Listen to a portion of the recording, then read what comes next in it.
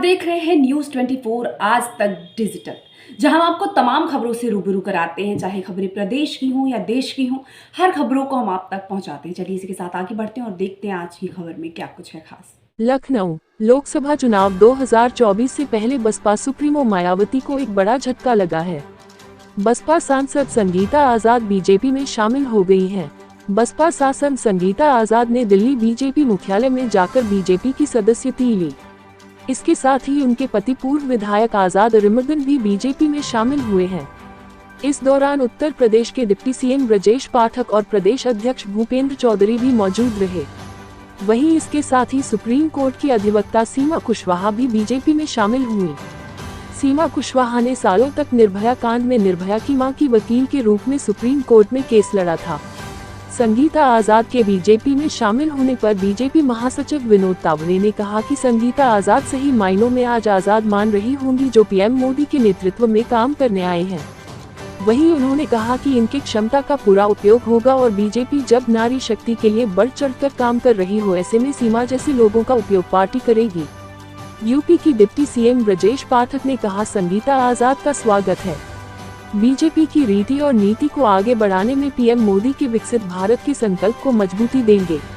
वहीं UP BJP अध्यक्ष भूपेंद्र चौधरी ने कहा, आज चुनाव की दहलीज पर खड़े हैं, ऐसे में केंद्र और राज्य सरकार दोनों ने को कदम उठाए हैं। पीएम मोदी विकसित भारत के संकल्प के सपने को पूरा करने और अब की बार 400 पार के नारे को मजबूती देंगे। इससे पहले मायावती की पार्टी के सांसद रितेश पांडे ने भी बसपा को साथ छोड़कर बीजेपी का दामन थामा था। वहीं इससे पहले बसपा ने अपने सांसद कुंवर दानिश अली को खुद ही पार्टी से निष्कासित किया था। बता दें कि संगीता आजाद ने साल 2019 में यूपी की लालगंज सीट से बसपा के टिकट पर चुनाव जीता था। इस चुनाव में संगीता आजाद ने बीजेपी की नीलम सोनकर को हराया था।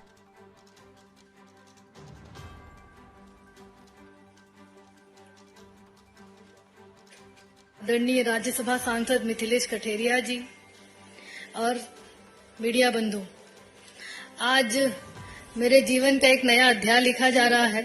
मेरे जीवन की एक नई शुरुआत हो रही है और मैं भारत के यशस्वी प्रधानमंत्री युग पुरुष आदरणीय मोदी जी को आभार व्यक्त करती हूं, जिन्होंने अपने परिवार में मुझे शामिल करने का निर्णय लिया है। मैं उनके कल्याणकारी नीतियों, जो महिलाओं, गरीब, किसानों के लिए जिन्होंने योजनाएं बनाई है, मैं उनसे प्रभावित होकर उनके साथ जुड़ने का मैंने निर्णय लिया है। और साथ ही साथ बाबा साहब डॉक्टर भीमराव अंबेडकर जी के संस्मरणियों को, जिनको उन्होंने 5 स्मारकों का रूप दिया है, मैं आदरणीय मोदी जी का बहुत बहुत आभार व्यक्त करती हूँ, जिन्होंने गरीब, शोषित, वंचित लोगों को सम्मान देने का काम किया है, उनको जीवन में नए तरीके से जीने का अध्याय बताया है और जो इतिहास में काली कुरीतियां थी उनको मिटाने का जो संकल्प आदरणीय प्रधानमंत्री जी ने लिया है, मैं उनके साथ कार्य करने के लिए मैं हमेशा उनके सहयोग करती रहूंगी। और मैं आशा और विश्वास दिलाती हूं कि जो भी दायित्व मुझे पार्टी देगी मैं उसे पूरा करने का काम करूंगी। जो विश्वास मुझ पे जताया गया है उस पे खरा उतरने का पूरा प्रयास करूंगी।